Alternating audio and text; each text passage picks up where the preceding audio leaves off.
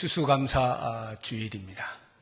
우리가 매일 또는 매 순간 하나님께서 베푸신 은혜들을 더듬어가면서 감사의 삶을 살아가고 있지만, 특별히 이런 추수감사 주일이 되면 한 해를 결산하면서 돌아보게 됩니다.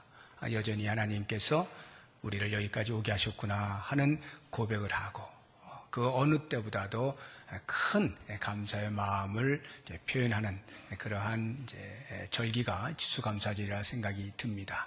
이러한 추수감사 예배를 드리면서 제가 여러분과 함께 묵상을 해보고 싶은 말씀은, 우리가 읽은 대로 어리석은 부자의 비유가 나오는 본문의 말씀을 가지고 함께 생각을 해보려고 합니다.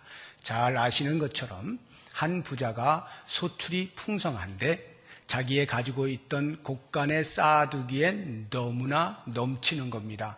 고민을 하다가 이 곳간을 헐어버려야겠다. 그리고 새로 지어서 거기에 가득가득 채워놓고 날마다 그것을 바라보면서 기뻐하고 배불리 먹고 즐거워하며 살아야 되겠다. 이렇게 작정을 합니다. 그때에 하나님께서 그 어리석은 부자에게 말씀하시죠. 얘야, 내가 만약 오늘 밤에 너의 영혼을 도로 찾는다면 과연 그 재물이 누구의 것이 되겠느냐, 이렇게 질문을 하시죠. 그리고는 예수님께서 이제 마지막으로 결론의 말씀을 주신 것이 21절의 말씀입니다. 같이 한번 21절 말씀 함께 읽어보겠습니다. 자기를 위하여 재물을 쌓아두고 하나님께 대하여 부요하지 못한 자가 이와 같으니라. 하나님께 대하여 부요하지 못한 자, 어리석은 부자. 그러면 반대로 이야기해서 하나님께 대하여 부요한 자는 어떤 사람인가 라고 하는 것에 대한 궁금증을 가지게 됩니다. 저는 이 본문의 말씀을 중심으로 해서 과연 나는 하나님께 대하여 부요한 자인가? 나는 하나님께 대하여 부요한 자로 살아가고 있는가? 하는 부분을 한 3가지 정도로 나누어서 생각을 해보도록 하겠습니다. 과연 어떠한 사람이 하나님께 부요한 자로 사는 것인가? 어떻게 살면 하나님께 부요한 자로 산다는 것이 무엇을 의미하는 것인가? 등등에 대해서 그 첫 번째가 신지식에 부요한 자를 가리켜서 하나님께 대하여 부요하다라고 말하는 것입니다. 여기 신지식이라고 하는 것은 하나님을 알아가는 지식을 말하는 것입니다. 과연 하나님을 아는 지식이 얼마만큼 풍성한가라고 하는 것을 한번 생각을 해보십시오. 나는 하나님을 얼마나 알고 있는가, 아니면 얼마나 잘 알고 있는가, 하나님에 대한 지식으로 충만한가 라고 하는 것을 생각해 보시죠. 제가 우리 하나님을 이렇게 한번 표현해 보겠습니다. 우리 하나님은 온 우주 만물을 지으신 창조주 하나님이시다. 다 알고 계시죠? 창조주 하나님, 우주 만물을 지으셨다라는 말은 그 우주 만물의 주인이시라는 거예요. 소유권이 하나님께 있다라고 하는 말입니다. 그래서 사도 바울은 이 사실을 너무나 잘 알고 있었기 때문에 만물이 주에게서 나오고 주로 말미암고 주로 돌아간다, 주께로 돌아간다, 이렇게 고백을 합니다. 만물의 처음부터 마지막까지가 다 주님의 것이다. 주님이 주인이시다. 그러므로 그에게 영광이 세세토록 있을 것이다. 아멘. 외치는 사도 바울을 볼 수가 있습니다. 우리가 이런 그 창조주 하나님에 대하여서 대부분의 분들이 인식을 못하지 않습니다. 그런데 중요한 건 이거예요. 창조하신 하나님, 온 우주 만물의 주인이신 하나님은 인정을 하겠는데 나에게 있는 것, 내 것은 내 것 아닌가? 이것까지 하나님의 것이라고 말해야 되는가라는 생각이 잠재적으로 있습니다. 바꾸어 말하면 내게 있는 것은 하나님의 것이라고, 하나님이 주인이시라고 말하고 싶지 않은 거예요. 하나님, 저 자연 만물, 산과 바다 다 주님의 것입니다. 찬송합니다. 라고 하는데 정작 내 주머니에 있는 10,000원짜리 2장은 하나님의 것이라는 생각을 잘 하지 못하게 된다는 거예요. 이건 내 거 아닌가? 하나님의 것 제가 인정해 드릴게요. 제 것은 제 것이라 하게 해주세요. 라는 생각. 이것이 바로 오늘 본문에 나오는 어리석은 부자가 우리에게 보여주고 있는 실수입니다. 이 부자는 자기가 열심히 일을 해가지고 소출을 얻었기 때문에 그것이 자기의 것이라 생각을 하는 거예요.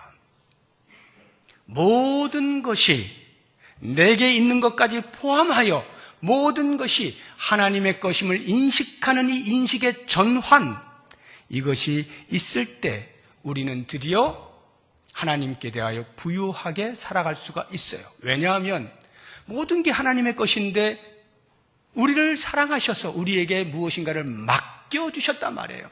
그렇게 나를 신실하게 여기셔서 나에게 맡겨주신 하나님 감사합니다. 창조주 하나님을 인식하게 될 때에 맡겨주신 청지기로서 주인을 향한 감사의 마음이 자연스럽게 나오게 되는 것이죠.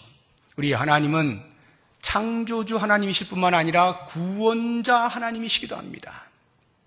성부 하나님께서 우리 모든 인류의 구원을 계획하시고 성자 예수 그리스도를 통하여 그 구원을 십자가 위에서 성취하시고 성령 하나님을 통하여서 그 구원이 완성되기까지 인도하시고 지켜주시는 이 모든 구원의 처음부터 마지막까지가 하나님의 손에 달려 있음을 알게 되어질 때 우리의 마음에 그보다 더 큰 감격이 어디 있겠어요? 미물보다 못한 인생, 죄로 죽은 인생에게 영생을 선물로 허락해 주신 그 하나님의 구원의 놀라운 은혜를 생각할 때 그것이 넘치면 넘칠수록 하나님을 향한 감사의 마음은 더욱더 커질 수밖에 없다라고 하는 것입니다. 우리 하나님은 뿐만 아니라 구원해 놓으시고 이제부터는 너희들이 알아서 잘 살아봐라 하시지 아니하시고 우리에게 때를 따라 필요한 것들을 공급해 주시는 아버지 하나님이셔요.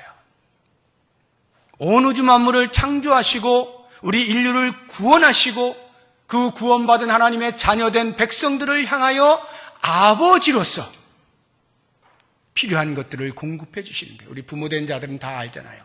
내 자녀를 위하여서 먹을 것, 입을 것 부족하지 않도록 열심히 일하지 않습니까? 자녀를 위한 것이죠.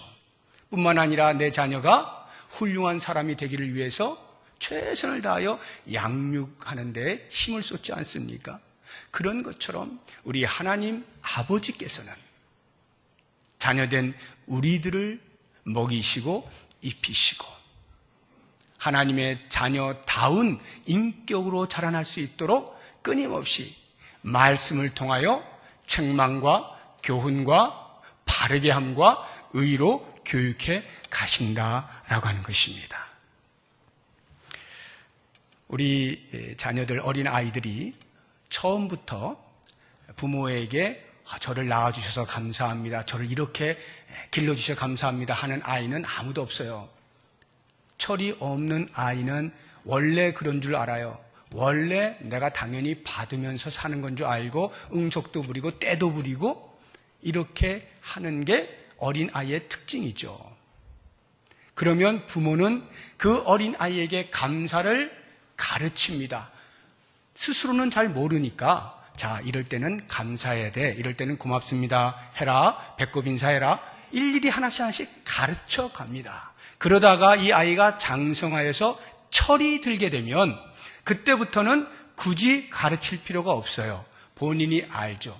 부모님이 나를 위해 얼마만큼 희생하시고 얼마만큼 수고하시고 눈물과 땀을 흘리고 있는지를 잘 압니다. 그러면 그 자녀는 누가 뭐라 해서가 아니라 자연스럽게 부모를 향하여 효를 하고자 하는 감사의 마음이 넘쳐나게 되어 있는 것입니다. 물론 사정에 의해서 마음은 큰데 직접 표현하는 것이 부족해서 가슴 아파하는 자녀들이 있을 수는 있지만 마음마저 없는 자녀는 없죠. 그런 자녀는 철이 안 들었다 그래요. 나이는 먹었지만 철이 안 들면 그런 사람은 사람 취급을 못 받죠. 자연스럽게 그 부모를 향하여 감사의 마음을 갖는 게 사람인데 그러지 않으면 사람 취급을 못 받는 거예요. 우리 신앙생활에 있어서 이제 막 신앙의 첫걸음을 걷는 사람에게 하나님께 대하여 감사하십시오라고 할 때 왜 그렇게 되는지도 몰라요. 그러니까 그런 분에게는 가르치는 겁니다. 자, 이럴 때 이렇게 감사하는 겁니다. 이렇게 감사하는 겁니다. 하죠. 그러나 신앙생활을 5년하고 10년하고 길게 이렇게 해나가다 보면 하나님께서 나를 위하여 행하신 일들이 어떠한 것임을 삶의 순간순간 경험하기 때문에 그 부분에 대해서 누가 뭐라 하지 않아도 자동적으로 하나님께 감사를 표현하게 되어 있죠. 하나님이 어떤 분이시냐라고 하는 이 신지식이 넘쳐나면 넘쳐날수록 하나님께 대하여 부유한 자가 되는 것이고 이 부유함은 결국 하나님을 향하여 감사를 표현할 수밖에 없는 복된 삶을 누리게 된다라고 하는 것입니다. 나는 얼마만큼 하나님을 아는 지식에 자라 있는지 한번 돌아보시면서 날마다 그 하나님을 아는 지식으로 넘쳐나길 원하고요. 제가 일부 예배 때 새로 등록하신 분 한 분을 같이 이렇게 면담하는데 기도 제목 있으시면 말씀해 보세요. 제가 기도해 드릴게요 했더니 그분이 하시는 말씀이 하나님을 알아가는 게 제 기도 제목입니다 이러시더라고요. 제가 깜짝 놀랐습니다. 보통 그렇게 기도 제목 내시는 분이 별로 없거든요. 하나님을 알아가는 것이 자신의 기도 제목으로 살아갈 수 있다면 엄청난 복이죠. 자, 두 번째로 과연 나는 하나님께 대하여 부유한 자인가? 어떤 사람이 하나님께 대하여 부유한 자인가? 탐심을 버리고 보물을 하늘에 쌓는 자가 하나님께 대하여 부유한 자입니다. 탐심이라는 게 뭘까요? 아주 쉽게 이야기하면 하나님께 대하여 부유하지 않고 자기 자신에 대하여 부유한 마음이 탐심이에요. 자신에 대하여 부유하기를 간절히 갈구하는 것, 이것이 탐심이라.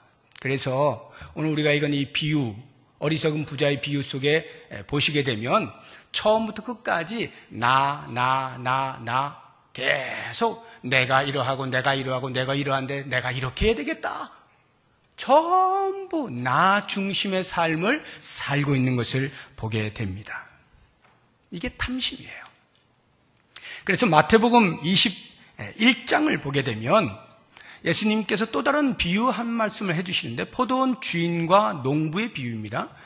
포도원 주인이 있었어요. 한 사람이 있었는데 그 사람이 포도원을 만든 겁니다. 그리고 그 포도원을 운영하기에 필요한 것들을 갖추어 놓고는 농부에게 세를 주고 타국으로 떠납니다. 때가 되어서 열매를 거둘 때가 되니까 이 주인이 이제 열매를 그 농부에게 받아야겠다 싶어가지고 종들을 보냈어요. 그런데 이 농부가 종들을 때리고 돌로 치고 심지어는 죽이는 것입니다. 안 뺏기겠다는 거죠. 주인이 어이가 없어서 종들을 더 많이 보냅니다. 그랬더니 똑같이 그렇게 죽여버립니다. 마지막으로 주인이 아들을 보내죠. 설마 아무리 정신이 나갔기로서니 주인의 아들마저 해치겠는가? 아들은 존중하겠지라고 하는 마음을 가지고 아들을 보내는데 이 농부가 어떤 생각을 하는 줄 아세요? 야, 아들이 왔다. 저 아들은 주인의 상속자다. 저 아들만 죽이면 이거 다 내 거 된다. 이래서 죽여버립니다. 예수님이 이 비유의 말씀을 하신 것은 당신이 하나님의 아들로 이 땅에 오셨지만 유대인들이 십자가에서 죽여버리는 것. 예수님이 오시기 전에 수없이 많은 선지자들을 하나님께서 보내시고 경고의 메시지를 보냈지만 유대인들이 계속 선지자들을 핍박하고 죽이는 것. 이것을 비유의 말씀으로 알려주신 거예요. 그런데 이 비유의 말씀을 잘 보시게 되면 이 안에 들어있는 이 농부의 탐심을 우리가 엿볼 수가 있어요. 탐심으로 인하여 발생한 비극, 막 죽이는 거예요. 왜 이런 일을 했을까요? 농부가 착각을 하는 거죠. 하나님의 것인데, 주인의 것인데 자기 것으로 착각을 하고 임의적으로 그것을 둔갑을 시켜버린 거예요. 자기 것으로 둔갑을 시켜버린 거예요. 하나님의 것인데 마치 내 것인 것처럼 내가 둔갑을 시켜버리는 이러한 것이 탐심이다라고 하는 것입니다. 그래서 이 농부는 자기가 가지고 있는 이것이 자기 것으로 만들기 위해서 수단 방법을 가리지 않는 거예요. 심지어는 사람을 죽이는 것에까지도 악행을 저지르고 마는 것입니다. 우리가 탐심을 가지게 되면 이렇게 하나님의 마음을 애써 외면하고 무시해버리는 그러한 삶을 살게 되는 것이죠. 이런 사람은 재물을 섬기는 사람, 재물의 노예가 된 사람입니다.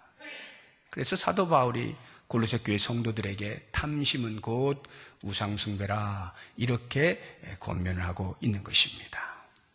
그렇다고 한다면 여러분, 하나님께 대하여 부유하다는 것은 이 탐심을 버리고 하늘의 보물을 쌓는다라고 했는데, 과연 하늘의 보물을 쌓는다는 것은 어떤 것을 의미할까요? 여러분 한번 쌓아보세요. 하늘에다가. 어디다 쌓으실 거예요? 지금 여기다 쌓은 이게 쌓는 겁니까?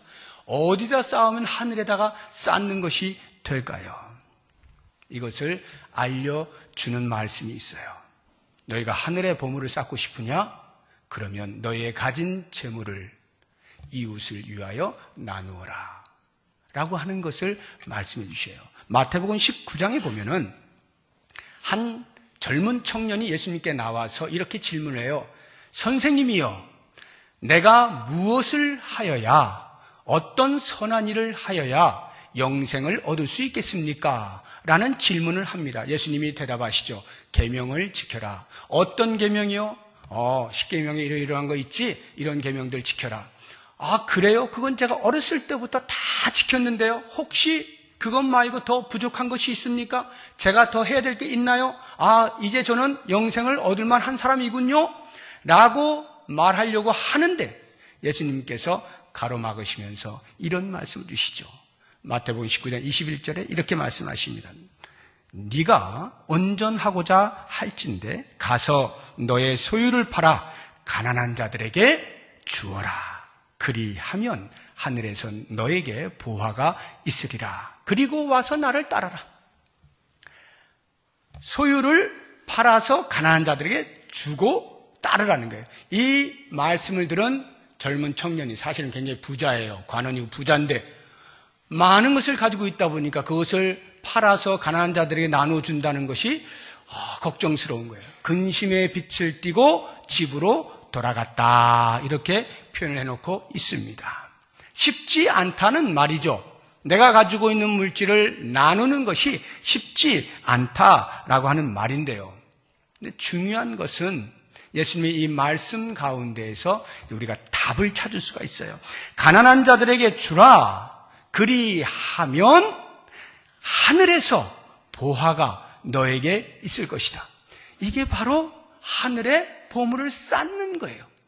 가난한 자들에게 나누는 것, 선한 행위를 하는 것, 구제의 행위를 하는 것, 내가 가지고 있는 물질로 나누는 행위가 곧 하늘에다가 보물을 쌓는 것이다 라고 예수님이 말씀하시는 거예요. 하늘에서 너에게 보화가 있을 것이다. 사랑하는 여러분, 재물을 축적하는 것, 그것은 자기에게 부유한 자입니다.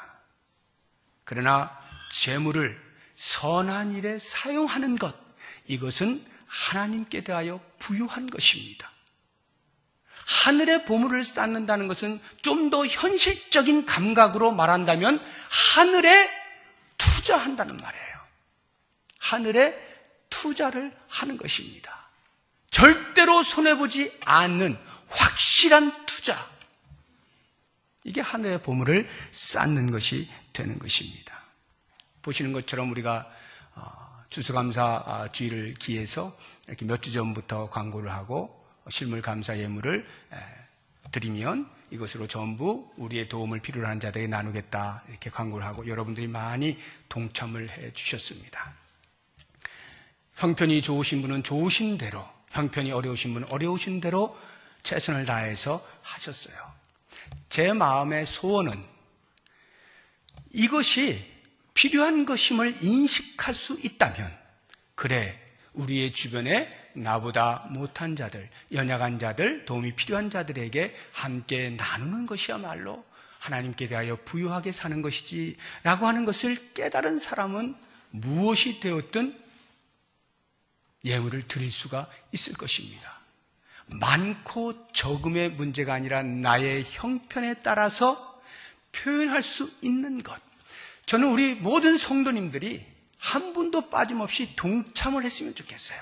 물론 이 가운데는 이제 이 물질을 이것을 가지고 나누어서 받으시는 분들이 분명히 계십니다. 그렇다고 해서 나는 받는 사람이지 라고 하는 것이 다른 사람을 향하여 줄 수 없는 존재는 아니라는 것을 기억을 해야 돼요. 내가 받기만 하면 하나님께 대하여 부유할 수 있는 기회를 놓치는 거예요. 내가 받는 것에만 즐기면 하늘의 보물을 쌓는 것을 놓치는 거예요. 내가 주의 나라에 가서 영원히 살아야 하는데 거기에서 받게 되어질 나의 부하가 없는 거예요. 왜? 이 땅에서 받아버렸기 때문에. 그렇다고 할 때 저는 여러분들에게 담대하게 말씀을 드리고 싶어요. 아무리 부족해도 내 형편에 맞게 다른 사람을 생각하고 다른 사람에게 나눌 수 있는 기회를 놓치지 말아라는 거예요. 이러한 실물 감사 예물을 드린다는 것은요, 두 가지 의미가 있잖아요. 하나는 이웃 사랑을 실천하는 거잖아요. 나도 힘들지만 나보다 더 어려운 사람이 있을 수 있는 것에 대한 생각을 하고 그래도 뭐가 됐든지 이웃사랑을 실천해 보겠다라고 하는 것과, 두 번째는 그것이 곧 하늘에다가 나의 보물을 쌓는 행위가 된다라고 하는 이 놀라운 비밀을 우리가 깨닫는다면 내년에 이제 또 이런 일을 우리가 하게 될 때는 뭐가 더 좋아요? 여러분, 라면 한 봉지도 괜찮습니다. 정말이에요. 라면 한 봉지도 괜찮아요.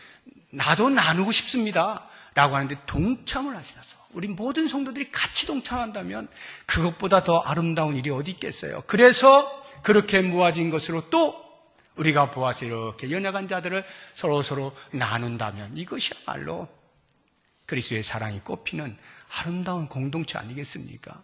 꼭 그렇게 될 수 있기를 바랍니다. 마지막으로 하나님께 대하여 부요하다라고 하는 것은 하나님 한 분으로 나는 충분합니다 라고 말을 하는 거예요. 하나님 한 분으로 만족합니다 라는 고백을 할 수 있다면 그 사람은 하나님께 대하여 부유한 자로 살아가는 것입니다. 그런데 우리 모든 성도들의 마음속에는 저를 포함해서 전부 예외 없이 금상첨화라고 하는 유혹에서 벗어나기 어렵습니다. 금상첨화, 이것을 가졌는데 저것도 가지면 금상첨화죠. 하나님을 잘 섬겨요. 하나님을 잘 믿어요. 그런데 거기에 더하여 하나님께서 복을 주셔서 물질도 많이 가질 수 있으면 금상첨화라는 생각을 하게 됩니다. 기독교의 큰 함정이에요. 우린 지금까지 그렇게 제가 어렸을 때 계속 들어왔던 말입니다. 하나님을 잘 믿으면 물질의 복도 많이 받는다라고 하는, 바꾸어 이야기하면 물질의 복을 못 받으면 뭔가 신앙생활을 삐딱하게 했거나 하나님 앞에 밉보였거나 그렇게 이해가 되도록 할 만큼 하나님을 잘 믿으면 물질의 복도 많이 받아야지 너무나 당연한 것으로 들어왔고 지금도 우리의 뇌리 속에 그렇게 되어 있어요. 금상첨화. 좋은 게 좋은 거지. 그럼 가난하게 사는 게 좋은 거냐? 그렇게 말하고 싶다 이 말이에요. 예수님께서 제자들에게 이렇게 가르치시죠. 한 사람이 두 주인을 섬길 수 없는 것처럼 너희가 하나님과 재물을 겸하여 섬길 수 없느니라. 왜 예수님이 이런 말씀을 하실까요? 저는 묵상해 보았어요. 금상첨화 아닙니까? 좋은 게 좋은 거 아닙니까? 근데 왜 예수님이 이런 말씀 하셔가지고 마음 걸리게 만드십니까? 생각해 보니 두 가지를 같이 금상첨화로 얻기에는 우리의 성정이 그렇게 안 되더라 이 말이에요. 하나님도 잘 섬기고 물질이 계속 들어오는데 우리의 마음속에 나도 모르는 사이에 물질이 조금만 더 있었으면 하나님 조금만 더 하다가 나도 모르는 사이에 하나님은 점점 멀리하고 물질에 대하여 가까이 하면서 물질을 섬기게 되는 우를 범하게 된다 이 말이에요. 예수님이 그 사실을 아시는 거죠. 그래서 못을 박아버리는 거예요. 오늘 말씀도 마찬가지입니다. 지금 비유의 말씀을 쭉 주셨잖아요. 제자들이 들을 때 어떤 생각이 들겠어요? 야, 예수님, 그러면 이 부자가 하는 것이 잘못된 겁니까? 사람이 이렇게 소출을 했으면 자기가 살 것을 위해서 이렇게 축적을 하고 쌓아두고 그것으로 즐길 수 있는 것 아닙니까? 하나님이 주시는 복 아닙니까? 라는 생각을 할 만하지 않겠습니까? 예수님이 그 마음을 간파하시는 거예요. 그래서 예수님이 그 다음 말을 이어가시는 거죠. 우리가 읽지는 않았습니다만 22절 이하부터 나오는 말씀이 염려하지 말라는 것이에요. 22절 보십시오. 또 제자들에게 이르시되 그러므로 내가 너희에게 이르노니 너희 목숨을 위하여 무엇을 먹을까? 몸을 위하여 무엇을 입을까? 염려하지 말라. 29절 보세요. 너희는 무엇을 먹을까 무엇을 마실까 하여 구하지 말며 근심하지도 말라. 아니 그럼 우리 손 빨고 살란 말입니까? 라고 질문을 던지고 싶어하는 그 제자들을 향해서 염려하지 말어. 그리고 그 다음 말씀하시죠. 왜? 하나님이 너희의 아버지시기 때문에 그렇다. 이렇게 말씀하는 거예요. 24절 보세요. 24절 까마귀를 생각하라. 심지도 아니하고 거두지도 아니하며 골방도 없고 창고도 없으되 하나님이 기르시나니 너희는 새보다 얼마나 더 귀하냐. 날아다니는 새도 먹을 것을 우리 하나님께서 준비해 주신다고 할 것 같으면 하물며 나의 자녀가 된 너희들에게 내가 어떻게 하겠느냐 말씀하는 거죠. 28절 보십시오. 오늘 있다가 내일 아궁이에 던져지는 들풀도 하나님이 이렇게 입히시거든 하물며 너희일까 보냐 믿음이 작은 자들아. 들에 피는 풀 한 송이조차도 하나님께서 예쁘게 하시고 피고 지게 하신다고 할 것 같으면 하물며 나의 자녀된 너희들에게 내가 어떻게 하겠느냐. 왜 그것으로 염려하느냐. 믿음이 작은 자들아. 예수님의 가르침이에요. 우리가 구약 시대에 이스라엘 백성들이 애굽에서 나와서 광야 생활을 할 때 만나로 40년 생활을 하게 하시지 않습니까? 그때 그 만나가 매일 새벽마다 거두어야 됐다는 것을 기억하시기 바랍니다. 일주일치 거두어서 저장했다가 먹게 하시지 않고요. 매일 새벽마다 거두는 수고를 해야 돼요. 그리고는 먹어야 돼요.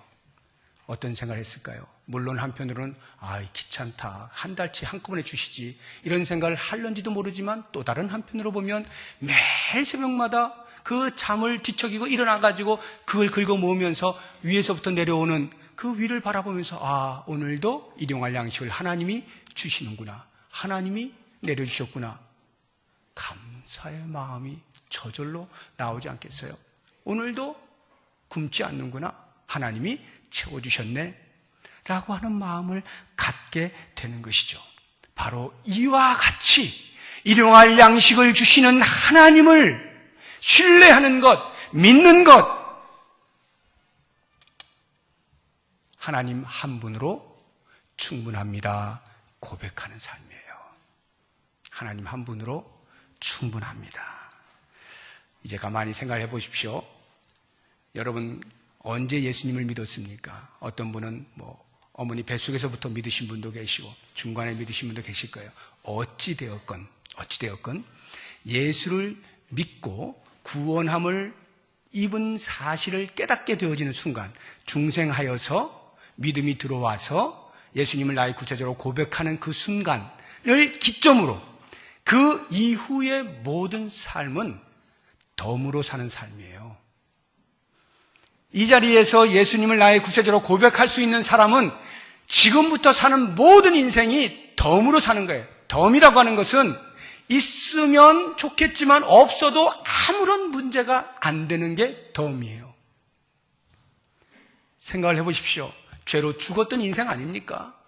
영원히 꺼지지 않는 불 속에서 영원한 고통을 받으며 살아야 되는 영벌에 처해졌던 우리들을 하나님의 전적인 은혜로 인하여서 구원하여 주셨어요. 그리고 자녀 삼아 주시고 그 영벌에서 영원한 생명으로 옮겨주셨어요.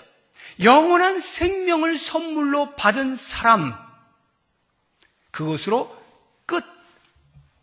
더 이상의 필요가 뭐가 있어요? 영생을 선물로 받아 영원토록 주와 함께 왕노릇하며 살게 되어지는 그것보다 더 필요한 게 뭐가 있냐고요. 이미 충분한 거예요. 그런데 그럼에도 불구하고 하나님께서 여전히 이 땅에서 살 수 있는 기회를 주시고 있는 것은 그 조금이라도 더 덤을 얻어보려고 생존 경쟁에 목숨을 걸어라, 그래서 주시는 기회가 아니고, 하나님 나라에 들어가 영원한 생명을 누리게 되어질 때 그 영생을 누리는 자의 수준을 연습하고 훈련하라고.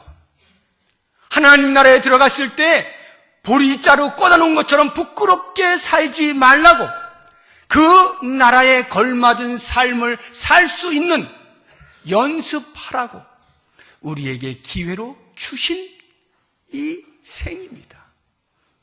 덤으로 사는 생은 그거 하라고 주신 것이지, 여기에서 어떻게든지 더 무엇인가를 모아서 어떻게 내 배를 채우게 하기 위한 기회로 주신 것이 아니다라고 하는 것입니다. 이 사실을 우리가 깨닫게 된다면 이미 우리는 구원받은 그 순간부터 하나님 한 분으로 충분합니다. 오늘 저에게 일용할 양식을 그치시고 멈추시고 제 생명을 거두어 가셔도 저는 충분합니다. 이 고백을 하는 거예요. 제가 웨스트민스터 신앙고백 주일 오후 예배 때마다 쭉 하면서 그런데 10계명 했을 때가 있죠.